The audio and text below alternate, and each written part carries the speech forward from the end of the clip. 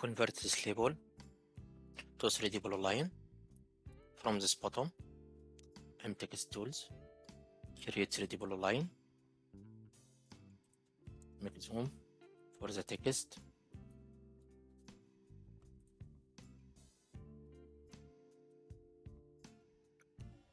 I need to take the level from invert level. I will select from here line number 3, 1, 2, 3, and easting number 4 and northing number 5.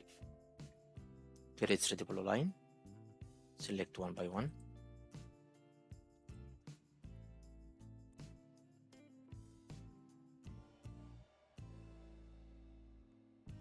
Enter. Let us check this 3D polyline. This vertex number 1 and check the level and coordinate. It's same.